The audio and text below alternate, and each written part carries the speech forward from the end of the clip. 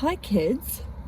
Fun announcement. I've managed to use the phone holder to secure my phone, which is why I look a bit like I'm sitting in a hole, but on the plus side, I've got both hands should I need them to gesture. I do feel a bit low down though, but we'll just go with it.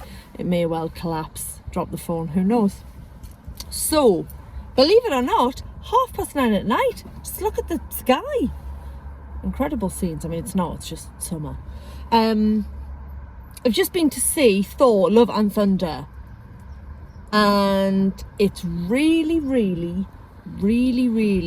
silly, but by God, it's fun. So, here's the thing, right? We're now in phase 4 of the Marvel Cinematic Universe, better known as the MCU. So, phase 3 ended with Avengers Endgame. Heroes were lost, battles were fought. Should have said that the other way around, really, shouldn't I? But you get the gist. And then we roll into a new phase. And it's been a bit of a mixed bag. So, you know, for every Spider-Man No Way Home, hello, amazing, you've got Eternals. Or, the more I think about it, Doctor Strange and the Multiverse of Madness. Because I said I quite liked it, and I did, but it wasn't great. So, here we are for our 4th Thor film.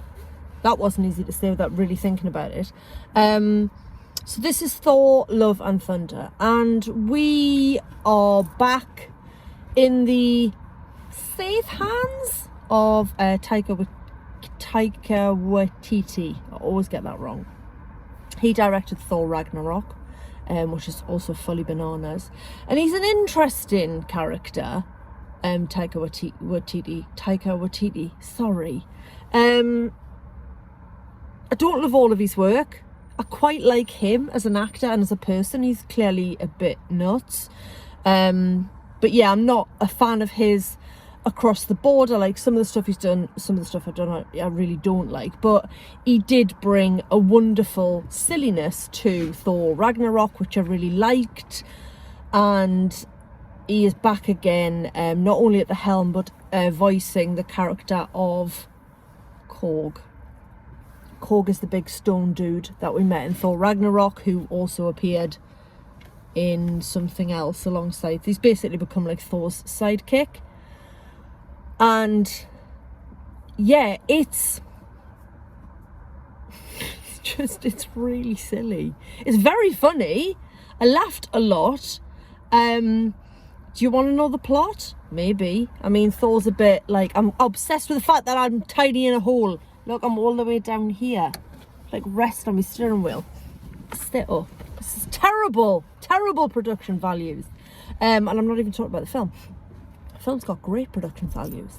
So, Thor is doing his thing. We start the film with him hanging out with the Guardians of the Galaxy. You've seen them in the trailer. They're not in it much. Like, they literally do a little cameo at the beginning. And then once again, Thor finds himself alone, just with Korg and 2 goats. I'll say no more about them, but they're very funny. And he goes to answer a distress call from Sif, who was one of his band of warriors from from all the other Thor films. Because basically what's happening is a character we meet in the preamble, sort of pre-credit sequence. Christian Bale is playing a man called Gore, the God Butcher. Clues in the name as to what his MO is. So he's all vengeful and stuff because he believed in a god and that god didn't help him. And now he's out for revenge. He's got a really scary sword that kills gods. So Thor finds Sif dying, having gone to protect another god creature that's being slaughtered by the God Butcher. So then he decides, obviously, they're just going to track this guy down and do him in. There's also the fact that, oh my God, so professional. Can you imagine if this was my actual job? If it was my actual job, I wouldn't yawn, I promise. There's also the fact that two former loves of Thor's life are back on the scene. So not only is his human girlfriend or human ex-girlfriend, Dr. Jane Foster, played by the incredibly beautiful and fabulous Natalie Portman, not only is she back on the scene, but also she's back on the scene with Mjolnir. Have I said that right? Who knows? Thor's hammer. And there's a running joke about the fact that even though Thor's now got Stormbreaker, the axe that he made in Endgame with Tyrion Lannister, Peter Dinklage's character, helped him forge Stormbreaker. But what he really wants is his hammer back, and he can't hide the fact that he's jealous that Jane's got it. So the hammer transforms her into the mighty Thor. None of what I'm saying is spoilers, because you see this in the trailer. So there's that going on. Other recurring characters, you've got Tessa Thompson's Valkyrie, and like, I love Tessa Thompson. For starters, she's one of the most beautiful women I've ever gazed upon.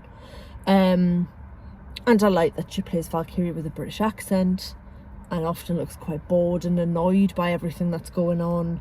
Obviously, she's in New Asgard as King Valkyrie, doing all that sort of stuff, cutting ribbons, you know, opening fates. She's not loving it. She wants a battle.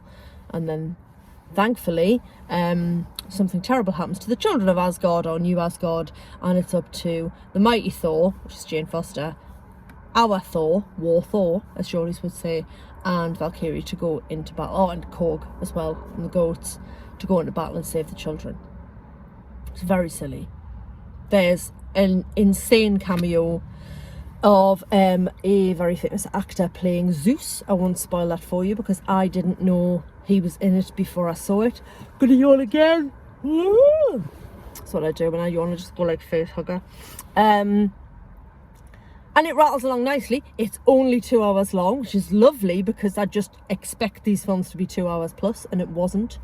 I will say, putting me grumpy trousers on, there was clearly some very small children in that screen, and I'm talking like 5-6 year olds.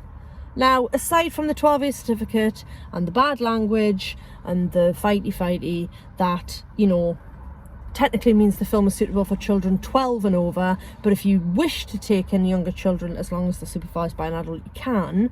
Aside from all of that, like, don't take them at 7 o'clock on a Thursday night, because they're just gonna talk and need a wee. Take them on a Saturday afternoon, or don't take them at all. It's all very well going, oh, but they really love the Marvel films, they love them, he watches them on Disney Plus all the time, oh my god, he loves them so much. He might, or she might, great. They don't need to come to the cinema on opening night to see Thor. I know I sound really grumpy, and I'm not saying it should be like silent in there, but just like hearing a kid go, Mum, why is she doing that? Obviously not with Geordie accents, because we're in Northamptonshire. But yeah, that bugged me. There was a good atmosphere. It wasn't on the level of Spider-Man No Way Home, and there wasn't those big wow moments of like amazing cameos, but we did laugh a lot, and it was really good fun. And actually, I love the fact that the MCU is so broad that the films can be like Doctor Strange, because, or the Multiverse of Madness, because it was directed by Sam Raimi, was bordering on being a horror film. And then this, because it's directed by Taika Waititi, it's the first time I've got it right, is bonkers and silly. And I like the fact that the directors that come into the MCU bring their own thing.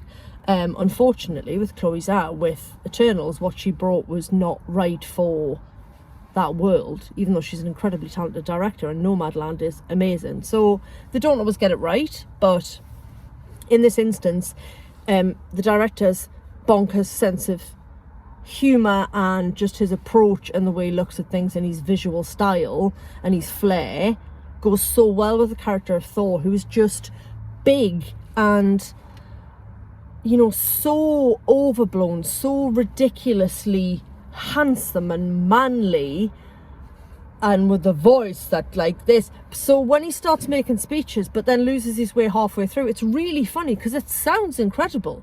He sounds like Shakespearean. My friends, we shall walk into battle, and we shall try not to trip over on the way. That's not a line from the film, but it's that sort of thing.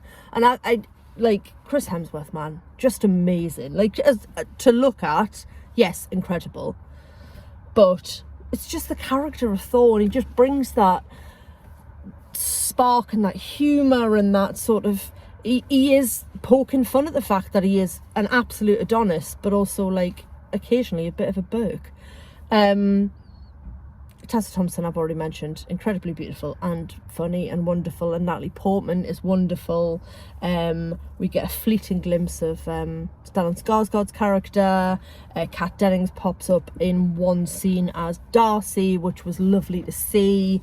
So yeah, it's great. It's very fun. It has got a good story. It whips along nicely. It's got peril. It's got laughs. It's got good fight sequences, and overall I've just had a smashing 2 hours in the cinema, so thank you to all involved. Obviously there were 2 post-credit sequences, and both made me, well, one made me quite excited and surprised, and the other one made me smile. So go and see it, enjoy it. If you're an MCU fan, of course you're going to go and see it. I may well see it again when I bring my son, but yeah, a really, really good, fun film. It was lovely to spend 2 hours with Thor and co watching Thor Love and Thunder this evening. Next time I'm going to sort out the angle of my camera, but until then I will bid you a good evening. Thank you and goodbye.